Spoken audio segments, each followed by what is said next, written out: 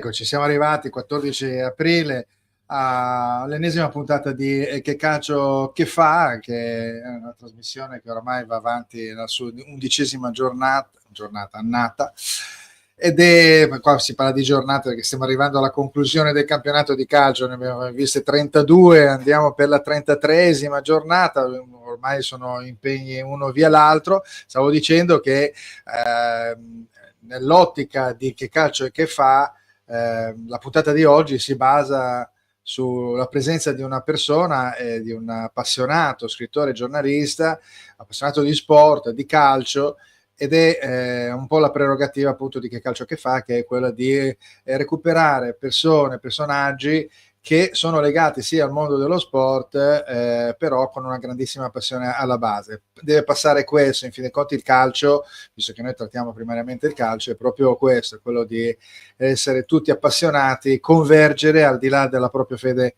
calcistica. Quindi non mi resta altro che introdurre ovviamente l'ospite di oggi, ed è appunto Gianluigi D'Ambrosio, Inchiostro Sportivo. Buonasera a tutti e grazie per l'invito. Ecco, grazie. Senti, noi ci siamo incrociati in un'altra trasmissione dell'amico Alessandro Carra, il famoso milanologo. Ecco, salutiamo. Quindi abbiamo sempre chiaramente la fede calcistica alla base per poter essere comunque leggeri, un po' anche basandosi anche soprattutto per esempio al nord tra Inter e Milan, ovviamente, visto che era stato convocato dopo un derby di Coppa Italia. E dall'altra parte il discorso di essere un po' più tecnici, parlare un po' più di tecnica senza scadere nella grossolanità del gossip e della polemica a tutti i costi, cosa che invece impera in questo periodo storico, no? Quindi sei d'accordo? Sì, soprattutto anche nella banalità. Nella banalità non bisogna mai cadere proprio per portare qualità. La qualità però non tutti sono in grado di metterla in campo, visto che comunque dietro di te c'è un bel campo da calcio. Noi vogliamo respirare appunto l'odore di quelle sensazioni, quindi siamo pronti a condividerle con i mezzi che abbiamo a disposizione. Sì, è anche vero che io, avendo qualche anno più di te, c'è stata un'accelerazione nei decenni, passando dalla passione prettamente sportiva, anche l'appartenenza, la bellezza di vedere dei giocatori, a un calcio sempre più inquadrato, sempre più in qualche modo anche un po' annichilito dalle regole, no? Specie nell'ultimo periodo.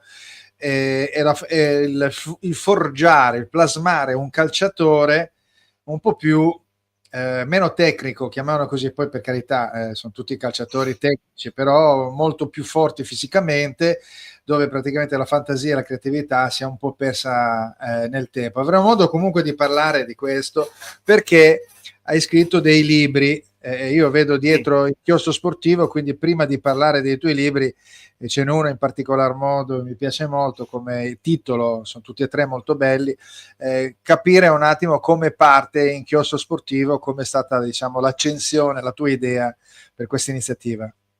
Certo, allora intanto Inchiostro Sportivo è una raccolta di storie di sport nella quale mi piace raccontare appunto lo sport a modo mio, quindi facendo sì informazione, facendo cronaca, ma il giusto, mettendo in luce l'emozione che un atleta mi dà, che un evento mi dà, quindi raccontarlo facendomi trascinare dalla sensibilità, dall'empatia.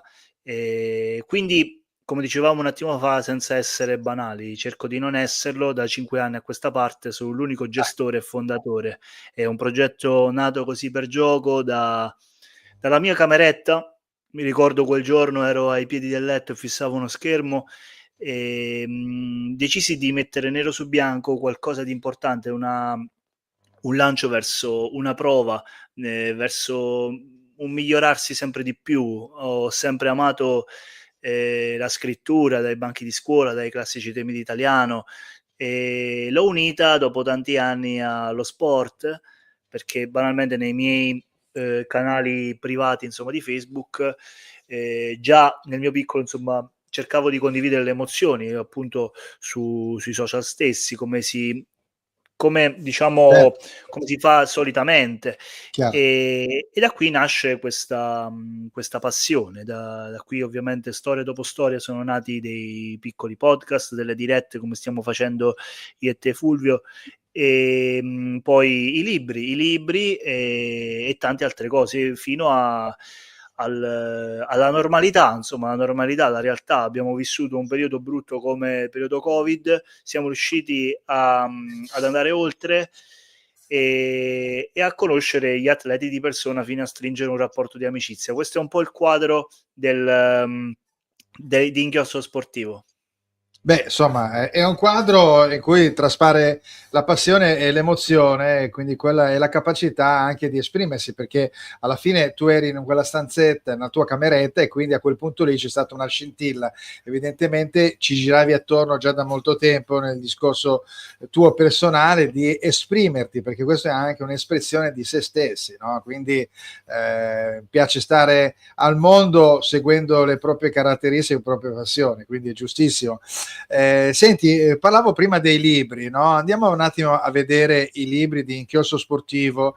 Il primo titolo è quello che mi ha, perché mi sembra in ordine cronologico, sia proprio questo: Difendendo da giganti, le storie dei grandi difensori che hanno segnato diverse ere. Ecco, io da molto tempo che batto sul tasto della specificità dei ruoli, rapportando anche al fatto che adesso ci sono dei ruoli dei giocatori che sanno fare più cose, no? E questo non lo trovo assolutamente una cosa negativa, però è chiaro che viene a mancare un po' la bellezza di alcune situazioni, no? Come per esempio il fantasista che aveva rischiato di essere azzerato nel periodo di Sacchi, nel periodo della fine degli anni 80, dove chiaramente i numeri 10 erano un grosso problema per un 4-4-2, ha anche magari al difensore che non sta più sull'uomo perché si gioca in linea,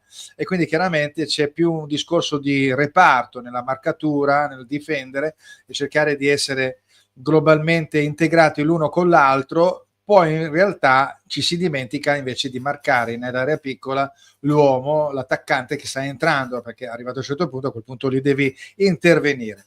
Allora, riguarda questo cambiamento di ruoli.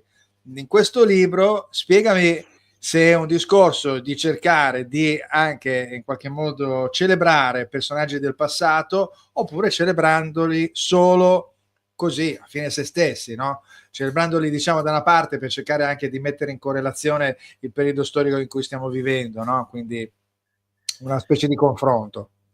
Allora, i messaggi di questo libro sono molteplici, in parte li hai già accennati. Andando per ordine, parto dalla, scelta della prefazione e della postfazione. Ho voluto fortemente Fulvio Collovati e Alessandro Lucarelli. Perché? C'è Ah un beh, motivo dietro queste 2 scelte. Sono 2 difensori diversi, appartenenti a 2 epoche diverse, proprio per far capire come il calcio cambia. Lo certo, dicevamo un attimo fa, il mestiere del difensore negli anni è cambiato, a mio avviso peggiorato, perché poi io sono per la vecchia scuola, per il marcatore, anche per il libero. Ben venga se questi giocatori riescano a fare anche più ruoli, riescano a correre di più, il gesto tecnico magari dell'elevazione, colpo di testa, il tackle, fare tutto, insomma, essere leader. Il messaggio principale di questo libro è che il concetto di squadra non deve essere mai dimenticato, perché da piccolini sogniamo tutti di vivere l'emozione di una rete, di fare gol. Diciamo l'obiettivo di una partita di calcio è quello, però in un obiettivo ce ne sono tanti sottobiettivi, se così si possono chiamare, è quello insomma di occupare e fare il massimo in ogni ruolo, dal portiere al difensore, al terzino, l'esterno, il mediano, il regista. Quindi tutti, soprattutto i più piccoli, devono capire che viene sempre la squadra e non il singolo, e ogni singolo è importante, e siccome dei difensori si parla veramente troppo poco, è opportuno secondo me parlarne, ma parlarne in una certa maniera, senza essere banali, perché poi questo concetto della non banalità che ritorna sempre. E li ho raccontati proprio come faccio sulla mia pagina, ripercorrendo la loro storia, andando alla ricerca del perché di ogni scelta, perché un giocatore ha vestito la maglia del Milan e non quella dell'Inter, cosa è successo in quella circostanza, quali problemi fisici ha dovuto affrontare, perché non è stato convocato, insomma, ripercorrere la loro storia dando luce ad un argomento di cui si parla veramente troppo poco. Vabbè, quindi si sa, il ruolo del difensore è un po' bistrattato.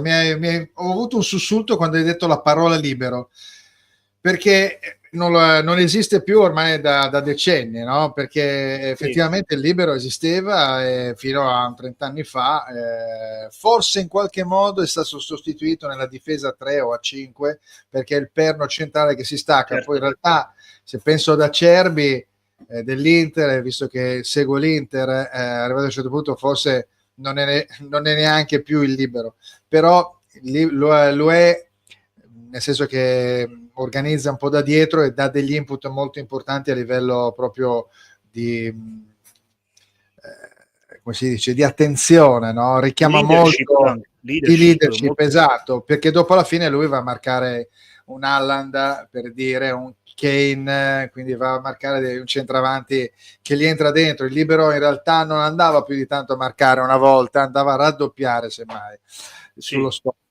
Vabbè, insomma, tanti belli argomenti, bellissimo insomma parlare di calcio, anche perché poi appunto l'offerta è così vasta che arrivato a un certo punto ci dimentichiamo la partita precedente. Io ho quasi delle difficoltà a ricordarmi le partite, non so, 4-5 partite della squadra del cuore, quindi dopo dico sì, beh, abbiamo fatto, perché c'è veramente un'offerta notevole, quindi è tutto molto, molto veloce.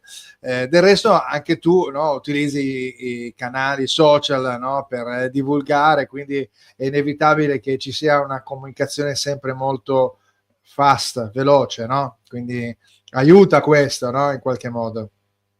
Certo, assolutamente. Il fatto che comunque abbiamo uno strumento come il social dobbiamo saperlo utilizzare, quindi non pubblicare in quantità, ma con qualità. Io, anche perché sarà che sono l'unico gestore e fondatore, ho sempre preferito fare poco ma bene. Per esempio, Certo. ieri è stata una giornata piena di ricorrenze, dalla mattina alla sera. Alla fine mi sono limitato solo a raccontare la medaglia della Batocletti, che ha vinto un grandissimo argento, un oro nell'Europeo di corsa su strada. Ma ce ne sono tante di ricorrenze.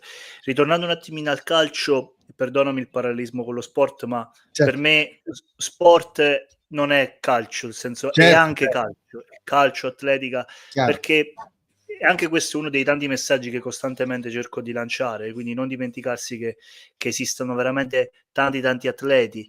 E in questo momento storico, prima parlavi della vicenda extracampo delle scommesse, dovrebbero far riflettere sulla disciplina che un atleta deve avere per voler arrivare lontano, perché poi alla fine sono quasi disinnamorato del calcio moderno, proprio perché non rispecchia veramente i valori, se non in minima parte, del calcio che veramente mi scalda il cuore.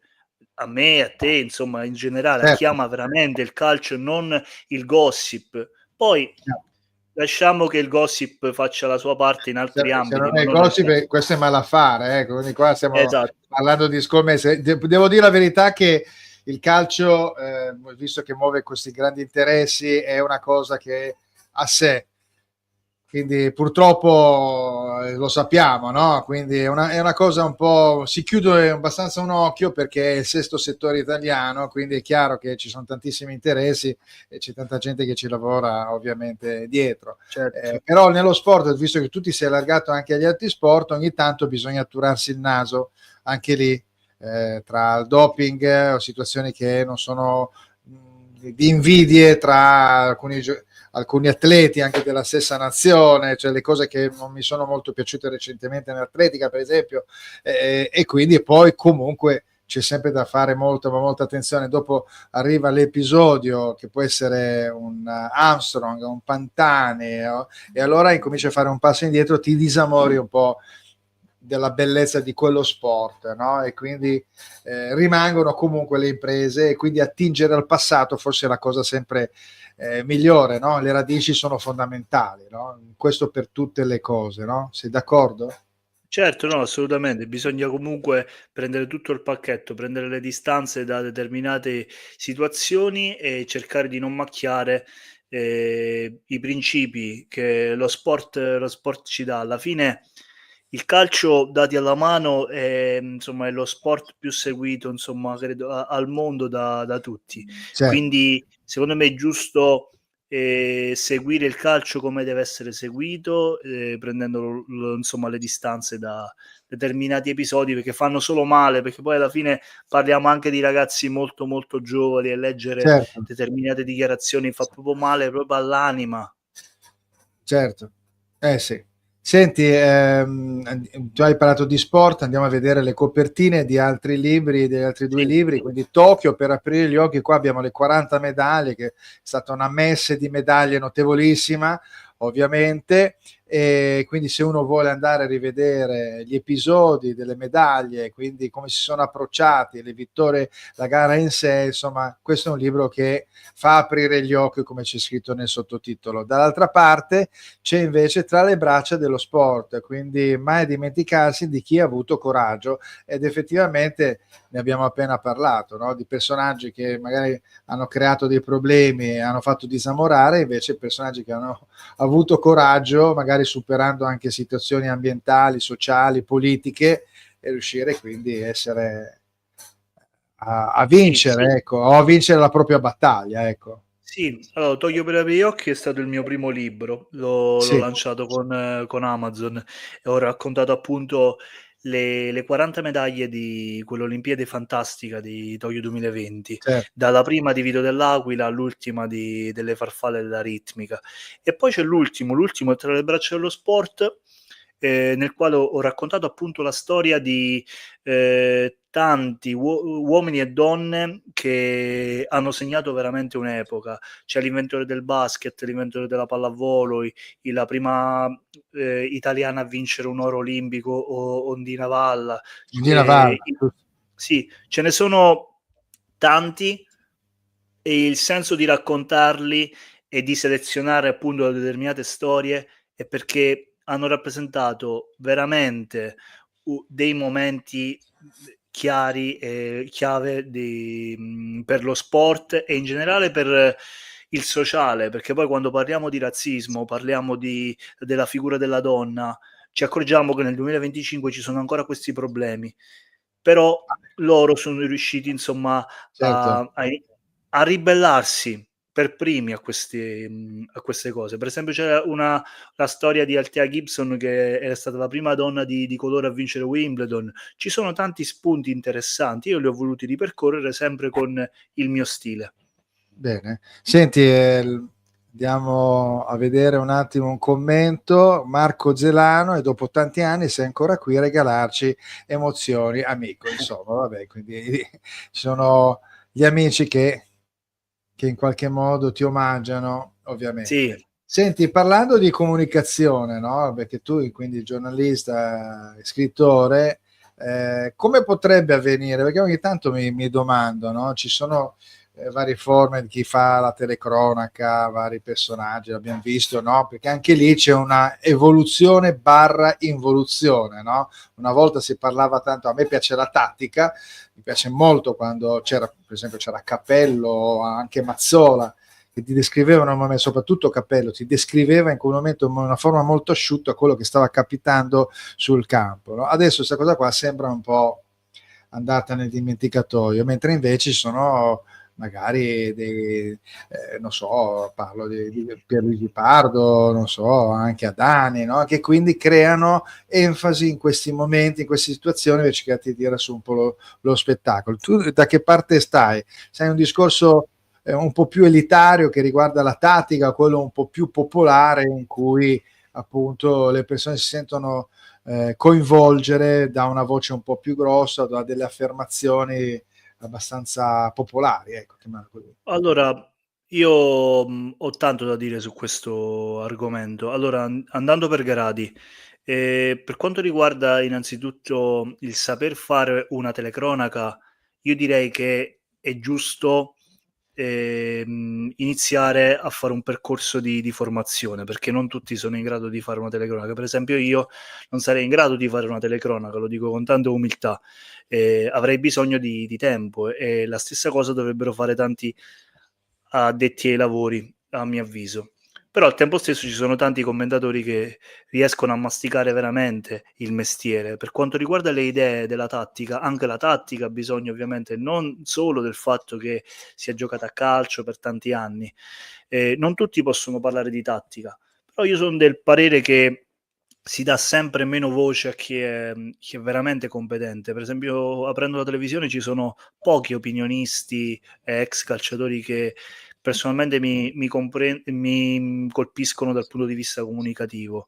Non sono per le persone che urlano in telecronaca, sono per un commento, giusto, con la giusta enfasi, e sono contrario alle esaltazioni, premature.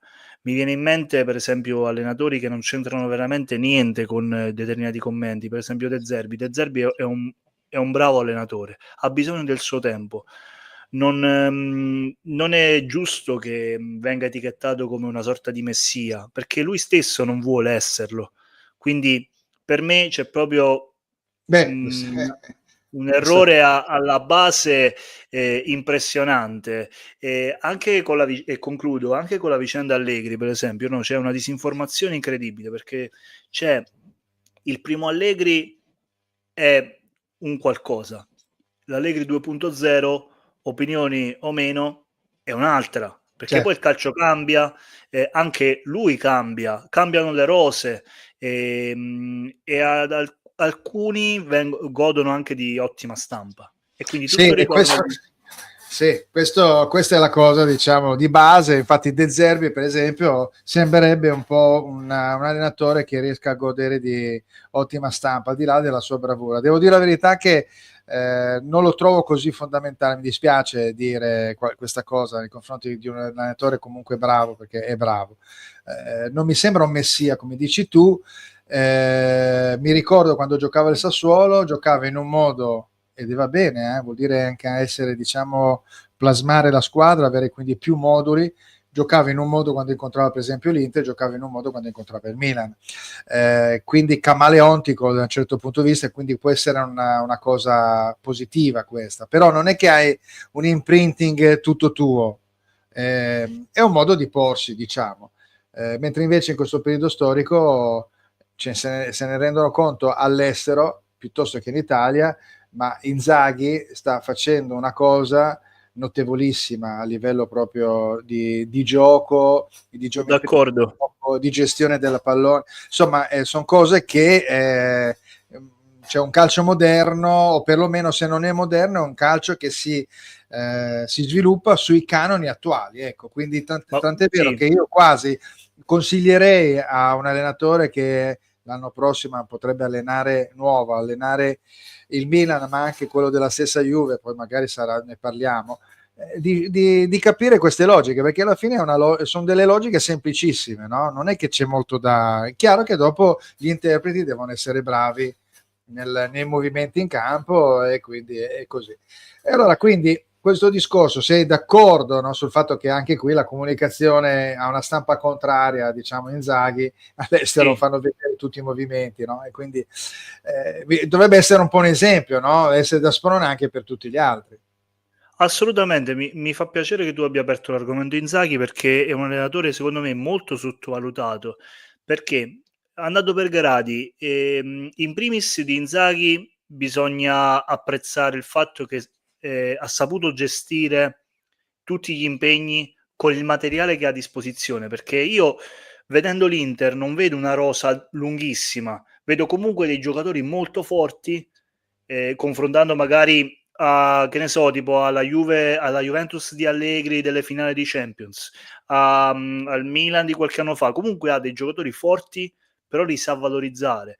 Dovuto fare fronte ovviamente alla crisi da gol, insomma, di Lautaro, certo. a qualche infortunio, però dal punto di vista della preparazione fisica è arrivato ad aprile con una condizione spaventosa, a prescindere dai risultati che poi potrebbero accadere da qui a fine anno. C'è solo da fare gli applausi secondo me a Inzaghi. E quindi alla fine, sempre per quanto riguarda il discorso della comunicazione, si dà molta luce e importanza al fatto che Inzaghi superi il limite dell'area tecnica, e non si parla abbastanza di questa cosa. No, questo ti fa capire, è vero, io non sono interista, sono juventino, l'ho Sì, dichiarato ovviamente, non ho mai nascosto, sì. però apprezzo questo, insomma, di Simone Inzaghi, un allenatore che zitto è un gran lavoratore e riesce a tirare fuori il meglio, soprattutto quando è il momento di giocare oltre i confini, no?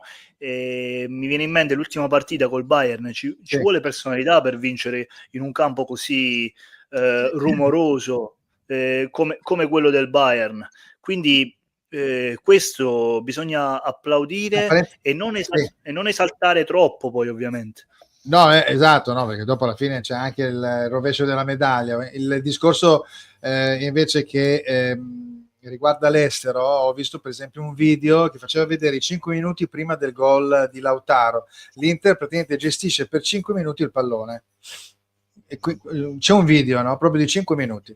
E quindi girano a vuoto, i tedeschi continuano a girare a vuoto, ogni tanto vanno su, poi tornano, l'Inter spinge, arriva a un certo punto, torna indietro, rigestisce il pallone, cioè, quindi questi correndo a vuoto incominciano a sfarinarsi, no?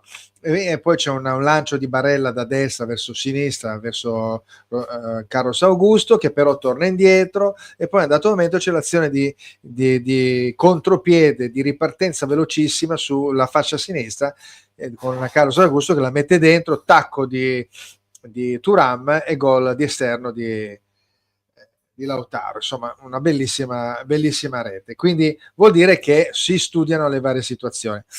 Perché adesso, arrivato a un certo punto, hai aperto, abbiamo parlato di Allegri, no? Abbiamo parlato, in qualche modo, Allegri era un 2.0, ma è stato, lo dico sempre, anche quando mi invito in qualche trasmissione, che Allegri è stato il presidente, direttore sportivo, massaggiatore, non so, troviamo fisioterapista, Sì. medico e poi forse anche l'allenatore. Normalmente mancava solo che andasse in campo. Per quelle le 2 o 3 stagioni che è stato, che sono state stagioni disastrose, insomma, no? A livello societario. E quindi anche qui domando a te, alla fine si parla tanto, si ricama tanto, giocare, mica giocare. Poi alla fine l'anno scorso, mi sembra ai primi di febbraio, la Juve era in testa alla classifica di un punto per un turno, è rimasto, aveva superato l'Inter che viaggiava a 1000, però la Juve era sempre attaccata all'Inter. Quindi il tifoso juventino stava zitto. Poi è stato scavalcato e la squadra è crollata, comunque dopo ha vinto comunque una Coppa Italia ed è rimasta tra le prime 4. Perché c'è questa logica di dover giocare a tutti i costi bene? Il campionato, in fin dei conti, quando tu vinci, devi andare avanti, specie nell'epoca dei 3 punti, no? Quindi un pareggio, ci insegna Thiago Motta, vuol dire poco, però era anche imbattuto Thiago Motta. Sì, ma c'è, secondo me passa questo concetto del giocare bene, che è un concetto secondo me astratto. Alla fine conta avere identità. Cioè, giocare in stile Barcellona non vuol dire giocare bene. Giocare bene vuol dire avere identità, almeno per quanto mi riguarda. E sono del parere che se hai un'identità e quindi hai un'idea precisa di che cosa vuoi fare in determinati momenti e in determinate zone del campo, quindi come puoi uscire, insomma, da una sovrapposizione, come puoi passare il pallone al tuo attaccante, perché poi ci sono attaccanti che hanno bisogno di una palla un po' filtrante e attaccanti che hanno bisogno insomma di altri palloni. Ci sono difensori che prediligono determinate scelte e la lista è molto lunga, quindi sono dell'idea che non bisogna speculare, ma bisogna avere un'idea precisa, perché poi alla fine anche con Thiago Motta, che doveva essere sulla carta il messia. Ecco, ma infatti secondo te è mancato proprio in questa identità, ce l'aveva Allegri, anche se non era, magari piaceva, però di sicuro Thiago Motta non è riuscito a dare questa identità. Strano, diciamo, no? diciamo che in questi anni identità non ne ho viste la Juve. Mi ero quasi illuso al terzo anno di Allegri, perché pensavo che lo stesso Allegri avesse trovato una quadra con i giocatori, però le partite, riavvolgendo un po' il nastro, sì, le vinceva di cortomuso, ma bisogna anche capire come si vinceva, perché ti può andare bene una volta, può andare bene 2, può andare bene 5 volte. Però l'identità era quella, miglior difesa e ripartenza, è un po' molto saggio, no? La saggezza del calcio italiano concettualmente. Dipende però dall'avversario che affronti, perché poi alla fine la Juve dai primi di febbraio in poi ha affrontato degli avversari un po' più ostici e lì si è sgretolata, cioè, si è sciolta veramente come un ghiacciolo sotto il sole, quindi secondo me non aveva proprio un'identità totale, perché io sono del parere che se riesci a lottare fino a gennaio e febbraio, poi devi dimostrare che tutti quei risultati non sono stati frutto del caso. E lì viene fuori secondo me la grande squadra.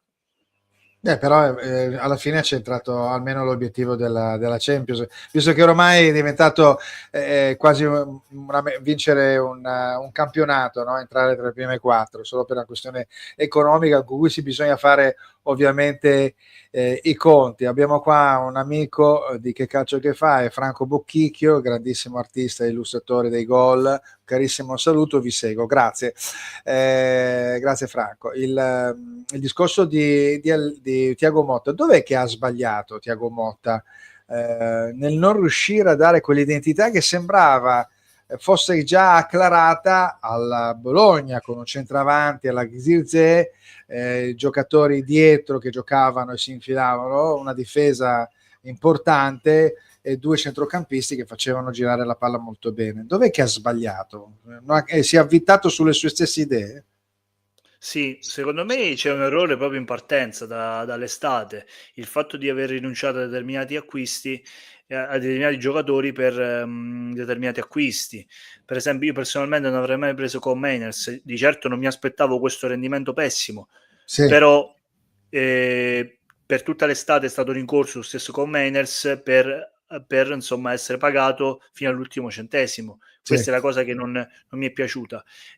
Così come non mi è piaciuto il fatto di aver rinunciato a giocatori giovani come Hausen, come Sule, sostituiti alla fine malissimo, perché poi Nico Gonzalez è sempre stato un giocatore molto molto normale, sostituito con Sule che è un prospetto giovane, già nel giro della nazionale, un giocatore veramente dotato di classe.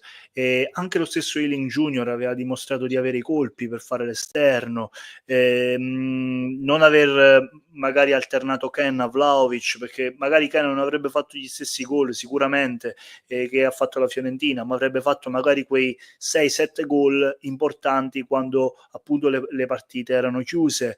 Il centrale, detto un attimo fa, di Hausen, che adesso è nel giro insomma dei grandi club, perché tutti vorrebbero accaparrarselo, quindi secondo me il grande errore è lì. E poi venendo proprio al calcio giocato, Thiago Motta ho percepito sempre un'arroganza nelle conferenze stampa, un'arroganza, una testardaggine, tutti i commenti molto molto piatti, tutti uguali agli altri, non saper leggere la partita, gare in corso, secondo me sono degli errori molto molto gravi che soprattutto alla Juve in questo momento storico non puoi permetterti di fare. Ecco, arriva quest'uomo, eccolo qua, lo vediamo, un juventino doc, qua quando giocava ovviamente nella Juventus, è un difensore arcigno, potentissimo, alto, quindi quasi insuperabile, e adesso ovviamente ripete, diciamo, il suo modo di essere anche come allenatore, quindi rimettendo a posto le cose, che pare che, voglio sapere da te appunto che sei il sostenitore juventino, pare che abbia rimesso un po' a posto le posizioni in campo, che forse questo scompaginamento da parte di Thiago Motta non sia stato ben assimilato dai giocatori, e quindi è chiaro che alla fine il giocatore o rende di meno o non vuol rendere perché non gli piace giocare lì. No, assolutamente. Riguardo Tudor, la Juve ha fatto la scelta migliore che potesse fare in quel momento. L'unico rammarico è non averla fatta prima, perché si percepiva che tra i giocatori e Motta si era rotto qualcosa e quindi magari anche partite come con l'Atalanta, con la Fiorentina, magari avresti perso, ma non in quella maniera. Ricordiamoci che la Juve ha subito 7 gol in 2 gare. Cioè, e Sì, anche la Coppa Italia c'è tanto rammarico perché poi, con tutto il rispetto per l'avversario, la Juve ha giocato con le riserve dell'Empoli e è uscita. Quindi un altro trofeo, ovviamente senza considerare lo scudetto, perché poi lo scudetto era andato, e si è sgretolato. Quindi questo è stato un grande problema dal punto di vista economico, visto che prima parlavamo di certo. obiettivi che poi alla fine non sono obiettivi, sono obiettivi minimi, sono obiettivi non da citare. Cioè, secondo me l'obiettivo di andare in Champions per squadre come la Juve, l'Inter e il Milan non dovrebbe essere proprio menzionato, perché dovrebbe essere quasi la normalità, o quantomeno Certo. cercare di fare il proprio ogni anno. Poi è chiaro, il calcio cambia e non si può vincere sempre, però il comandamento che bisogna rispettare è lottare per vincere, perché poi anche lo slogan della Juve, vincere non è importante ma è l'unica cosa che conta, secondo me viene insomma manipolato in modo sbagliato. Si chiede di lottare per vincere, poi se la vittoria non arriva ci sono anche gli avversari, cioè, bisogna ricordarsi di Sì, questo, non si può pensare di vincere ogni partita, però è sì. importante ricordarsi che bisogna lottare per vincere ogni partita. Si è un po' scompaginato, si è un po' franata un po' l'idea di base della juventinità, no? Perché una volta, vabbè, vado indietro di 50 anni, c'era ovviamente Giampiero Boniperti, Trapattoni, l'avvocato Agnelli, poi comunque è rimasto la famiglia Agnelli molto più salda anche nei figli, negli eredi. Però ultimamente mi sembra che non abbiano più tanto questo interesse dietro al calcio, ce l'hanno ma fino a un certo punto, e quindi anche se poi ripianano dei debiti, no? Io credo che probabilmente è questa la base, dobbiamo cercare di riportare un po' la presenza propria della proprietà all'interno, diciamo, della società, e quindi i direttori sportivi che cambiano, i presidenti che cambiano, è un momento un po' difficile. Secondo te si riesce a recuperare con Tudor, che potrebbe rimanere l'anno prossimo, con Giuntoli, che è molto chiacchierato perché ha fatto qualcosa di positivo ma anche forse un po' più di negativo, sembrerebbe. Qual è il tuo Ma parere riguardo al proseguimento di Tudor e la permanenza di Giuntoli alla Juve? allora, io per quanto riguarda la permanenza di Giuntoli, credo che comunque la scelta di Tudor rappresenti un bonus per Giuntoli stesso, perché alla fine, riavvolgendo il nastro, Giuntoli è quello che ha voluto a tutti i costi Thiago Motta, che ha mandato via Allegri, e quindi diciamo che c'è una sorta di salvagente che vedo in Tudor. E Tudor non basta, così come anche lo stesso Giuntoli non basta, perché sono del parere che comunque Giuntoli alla fine non mi permetterei mai di dire che è un incompetente, perché comunque lui occupa un ruolo importante, però deve essere supportato. E sinceramente questo supporto non lo vedo. Ci sono delle figure dirigenziali che sono dei prestanome. L'anno prossimo avrà più insomma voce in capitolo Chiellini, e mi auguro di vedere qualche risultato in più, così come ai tempi con Nedved vicepresidente. Comunque bisogna dire che Agnelli, Paratici, Nedved alla fine hanno lavorato molto molto bene negli anni, hanno fatto degli errori, ma alla fine chi è che non li fa? Quindi io credo che sarà importante dare a... Si è fermato un attimo, spero che riprenda. Si Sì, riprende. sì, mi senti? Si è bloccata la trasmissione. Mi senti Fulvio? Mi senti Fulvio? Sì, c'è stato un blocco, siamo arrivati, si è fermato un attimo. Non ti Dovessi preoccupare. riprendere da Nedved. Sì, sì, dicevo che comunque ai tempi di Nedved, Agnelli, Paratici, comunque loro hanno lavorato molto molto bene, hanno fatto degli errori, ma alla fine chi è che non li fa questi errori? Quindi secondo me è giusto ridare alla Juve dei nomi sulle orme della competenza, perché poi alla fine le persone che ci sono adesso sono soltanto dei prestanome. Ho capito.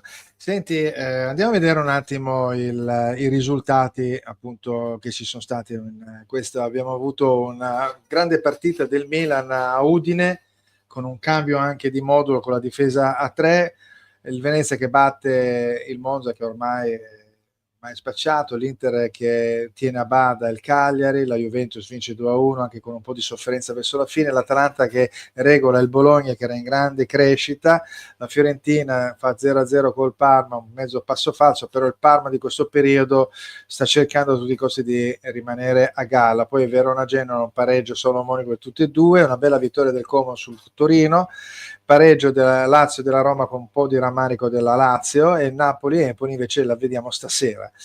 Senti, nel testa a testa tra Napoli e Inter, vedi, perché adesso non ho purtroppo la tabella delle partite, degli incontri delle due squadre, vedi comunque il Napoli favorito, visto che per esempio oggi è all'Empoli, settimana prossima c'è il Monza, mentre invece l'Inter va a Bologna che è una partita pesantissima, no? Visto lo stesso Napoli ha rischiato di perdere, e poi ci sono le ultime, cosa sono, le ultime 5 partite ancora da giocare.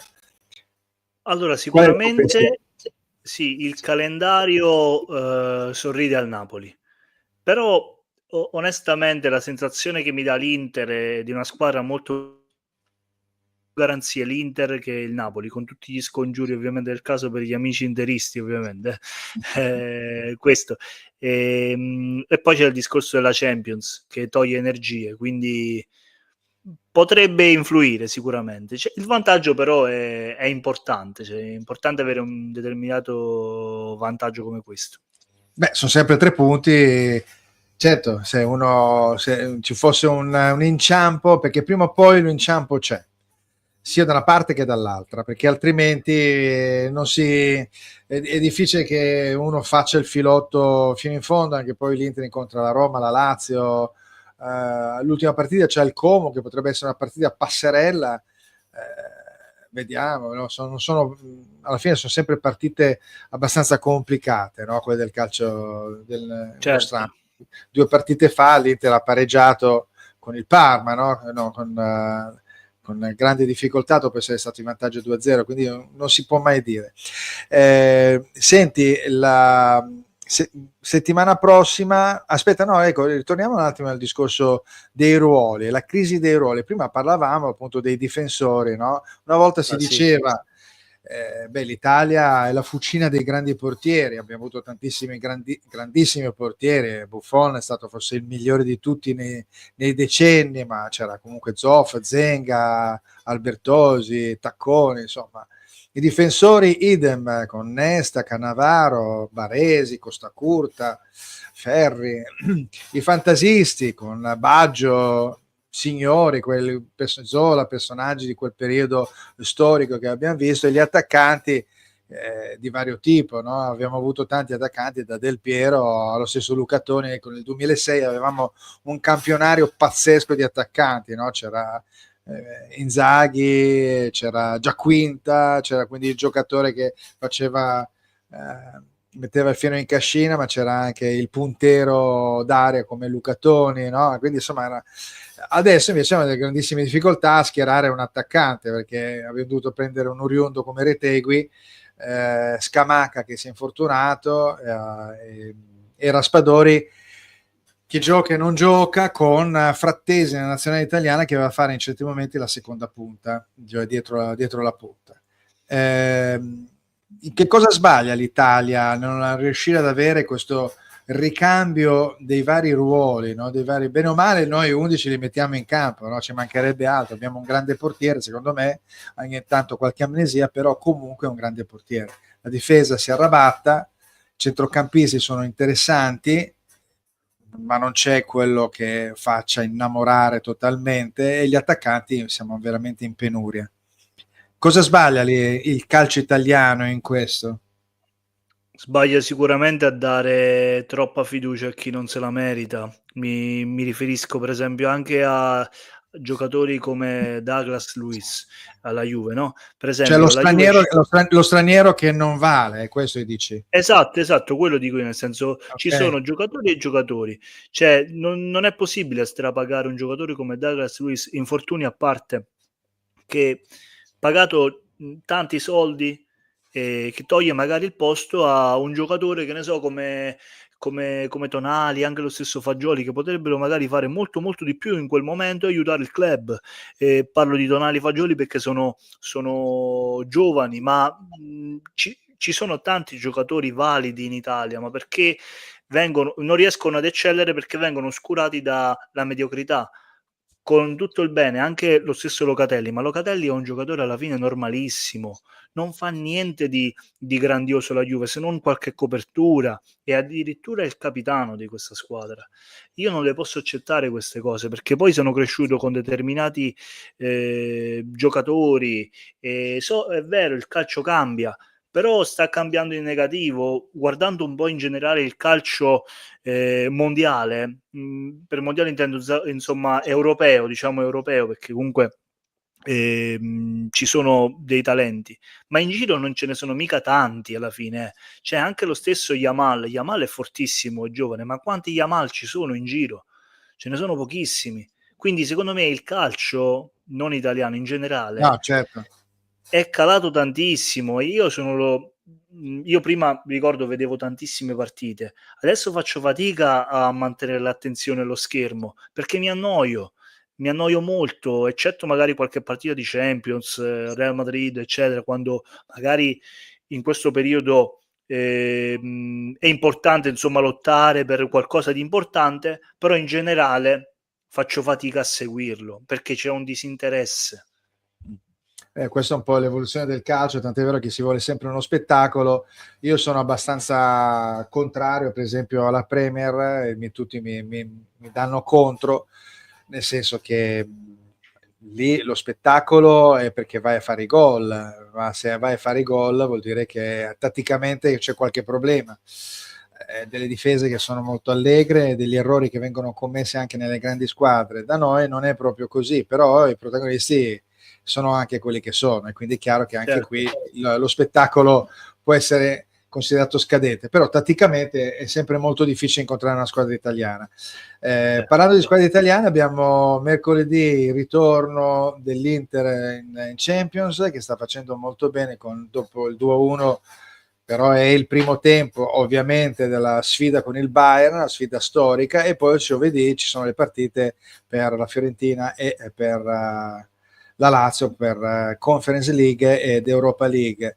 Qual è il tuo pensiero riguardo? Perché la Lazio deve fare un'impresona, l'Inter deve fare molto, ma molta attenzione, perché un gol di vantaggio non vuol dire nulla. Dall'altra parte la stessa Fiorentina deve fare attenzione, ha vinto 2-1 anche lì, però credo ci siano un po' delle differenze anche in quel caso, no? La Fiorentina è una squadra slovena. Assolutamente, sicuramente ci sono delle differenze di competizioni, di conference, eccetera, con tutto il rispetto. Hai analizzato perfettamente, insomma, i tre impegni, che il Bayern comunque è una corazzata, non si può mai dare per morta. C'è il fattore casa dell'Inter, che sicuramente sarà l'uomo in più, il cosiddetto uomo in più in queste Certo. circostanze. Avrà voglia ovviamente di andare davanti, quindi sono convinto che assisteremo a una grandissima partita, piena di sofferenza, piena di momenti di intensità. Per la Fiorentina sì, c'è il fattore casa, però bisogna stare attenti ovviamente perché sono squadre molto molto rognose da affrontare. E per quanto riguarda la Lazio, credo che tra le tre sia la partita più complicata in assoluto, perché è vero che ha perso l'andata, comunque è una squadra che è abituata a masticare determinate competizioni, quindi riesce insomma, a rendere quando meno te lo aspetti. Quindi vediamo un pochettino. Beh, vabbè, insomma, quindi questo è un po'. Senti, stiamo arrivando alla conclusione più o meno Sì. di Che calcio che fa. Di solito faccio un piccolo giochetto con gli ospiti, praticamente il prossimo turno lo andiamo a vedere, e chiedo a te qual è la partita che andresti a vedere, ovviamente non quella della Juventus, quindi, no, quindi sarebbe troppo facile, troppo comodo. Sì.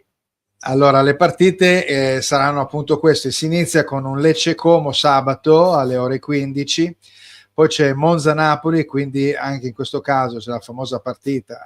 Il Napoli passeggerà sui corpicini dei giocatori del Monza, perché non posso provare a immaginare una partita incredibile del Monza. Poi abbiamo un Roma-Verona alle 20:45 e il giorno dopo abbiamo Empoli-Venezia, che è uno scontro per la retrocessione molto molto importante. Bologna-Inter, scontro al vertice per la Champions. Milan-Atalanta, con il Milan in crescita dopo il 4-0 all'Udinese, l'Atalanta anche che ha battuto ovviamente in casa il Bologna. Abbiamo un Torino-Udinese, una partita interlocutore di centroclassifica. Cagliari-Fiorentina, in questo caso Cagliari che deve far punti con una Fiorentina che deve far punti per rimanere agganciata all'Europa. Genoa-Lazio, idem, stesso concetto, un po' più morbida magari rispetto al Cagliari, però Lazio deve chiaramente rimanere attaccata ai primi quattro. E poi Parma-Juventus, molto pericolosa, ecco, quindi come vedi Parma-Juventus, anzi prima mi dici quale partita andresti a vedere e poi il tuo pensiero su Parma-Juventus. Allora, andrei a vedere Bologna-Inter perché comunque tutte e due le squadre prenderanno cara la pelle e sono impegnate su determinati obiettivi rispettivamente, Ok, quindi andrei a vedere quella partita lì sinceramente. sì. E Parma-Juve? Parma-Juve è una partita molto molto difficile, storicamente quel campo insomma non è facile, insomma da affrontare, l'abbiamo visto anche con l'Inter di recente, una partita che sembrava chiusa, magicamente riaperta. Quando si affrontano determinate squadre, soprattutto nei loro stadi, non è mai facile, non è mai scontato, soprattutto con la Juve che fa molta, molta fatica a segnare. Insomma, quest'anno l'abbiamo visto benissimo, quindi mi aspetto veramente una partita molto, molto, molto intensa e non facile quindi. È non facile, sì, certo, no, infatti. Ma da Senti, parte di tutte e 2 non solo da parte sì, della Juve. no, certo, abbiamo visto il Parma come gioca, pronto a ripartire, molto veloce, molto guardingo, ovviamente. Sì, Senti, invece per ciò che riguarda il Milan, no? Quindi c'è il cambio di modulo, sembra che alla fine, a 5 giornate dalla fine, 6 giornate dalla fine, l'allenatore trovi la quadratura del cerchio, no? Dove tutti si sono esaltati magari in ruoli forse un po' più consoni, quindi qui ritorniamo al discorso che avevamo un po' accennato in precedenza, e se il giocatore non aderisce al credo tattico dell'allenatore è un po' difficile da stanarlo, no? Dalle proprie idee. È lo stesso per l'anno prossimo. Trovi più avanti la Juve o il Milan in un discorso di ulteriore ripartenza? Io penso che la Juve non sia tanto da rifondare, il Milan un po' di più. sì, sono, della stessa idea, perché il Milan sì, il Milan e la Juve vivono dei momenti simili, però rosei a confronto, a prescindere dalla posizione in classifica, la Juve ha dei giocatori importanti che non sono stati valorizzati abbastanza e quindi parliamo di collocazione anche, nel campo, quindi tattica, Molti opinionisti, scusami, dicono che il Milan ha forse non dico la miglior rosa, ma una rosa molto interessante che però non è stata valorizzata dagli allenatori. non so d'accordo per Sei d'accordo? niente. Non so d'accordo per niente perché ci sono dei giocatori che per me sono degli eterni incompiuti. Per esempio parlando di Theo Hernandez e Leao, sono dei giocatori che magari Theo Hernandez un po' di più negli anni ha dimostrato di essere forte, però ultimamente è proprio un altro giocatore. Leao è un Sì, giocatore che non conosce la parola costanza sì. e per me per essere un campione devi essere costante, soprattutto venir fuori quando la squadra ha bisogno di te. Io so di questo avviso. Quindi, insomma tra Milan e Juve vedi più avanti il progetto anche, cioè arriva un allenatore che sia anche abbastanza pragmatico, rimette a posto le cose, mentre al Milan c'è sempre un qualcosa in più da fare. Sì, perché per esempio banalmente vedo alla Juve vedo un Thuram che un profilo come Thuram che al Milan difficilmente vedo. In avanti la Juve ha Vlahovic e Colomani, sono due giocatori, piacciono o non piacciono, comunque giocatori forti. A Ildiz, è vero, il Milan ha Leao, però non riesce a rendere. Stessa cosa per il reparto difensivo. Sì, la Juve ok, riavrà Bremer, ma a Kalulu ha dei centrali che il Milan Caballa anche che ritornerà, che era...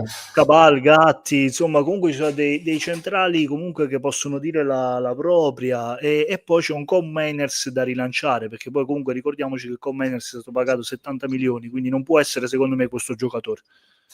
Poi adesso ci saranno sono dei prestiti o dei giocatori che sono arrivati che devono essere ovviamente riscattati o pagati, cioè ancora dal punto di vista economico la Juve è sotto su questa situazione, perché forse si è allargata troppo in queste ultime 2 sessioni di mercato, quindi però al di là della questione economica, diciamo che un impianto di base con rientro poi appunto dei difensori dovrebbe essere, diciamo, posizionata bene, no? Un po' meglio rispetto al Milan. Al Milan sembra che manchi un po' l'idea, ecco, questa che è la cosa che proprio... Va bene, senti, siamo arrivati alla fine della nostra chiacchierata, rifaccio vedere i libri di Inchiostro Sportivo, eccolo qua, quindi molto carini, molto divertenti nella scelta, diciamo, anche dei titoli, difendendo da giganti, no? Le storie dei grandi difensori che hanno segnato diverse ere. Poi abbiamo invece questo che è Tokyo per aprire gli occhi e anche rifarsi gli occhi di quelle splendide 40 medaglie vinte in quella grandissima Olimpiade, cui l'Italia ha fatto molto bene. E in ultimo, Tra le braccia dello sport, mai dimenticarsi di chi ha avuto coraggio, e ce ne sono stati di personaggi che in qualche modo nel tempo ci fanno appassionare con le loro vite, le loro esperienze.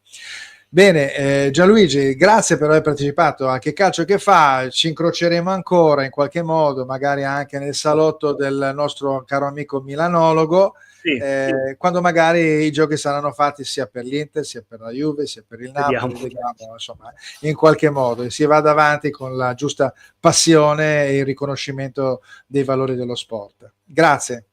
Grazie a te, è stato veramente un piacere chiacchierare su questi temi. Quando vuoi, io sono a disposizione. Benissimo, grazie. Ciao Gianluigi, di nuovo. Ecco, una bella chiacchierata, abbiamo parlato appunto amabilmente con leggerezza di calcio, di sport, di libri, di passione, ed è una cosa che è fondamentale, perché veramente non se ne può più di gente che urla, gente che voglia fare il fenomeno a tutti i costi, e abbiamo i nominativi, ma lasciamo perdere. Noi ci vediamo prossimamente a Che Calcio Che Fa, e quindi con già delle risposte a livello di Europa per ciò che riguarda le squadre che saranno impegnate, e soprattutto del proseguo del campionato con il prossimo turno che abbiamo visto in precedenza, con la tabella che appunto abbiamo fatto vedere in precedenza, con 2 o 3 partite molto importanti come Bologna-Inter, Parma-Juventus, Cagliari-Fiorentina ed Empoli-Venezia, che riguardano la zona della retrocessione. Grazie per aver seguito Che Calcio Che Fa, ci vediamo alla prossima. Grazie, buona serata.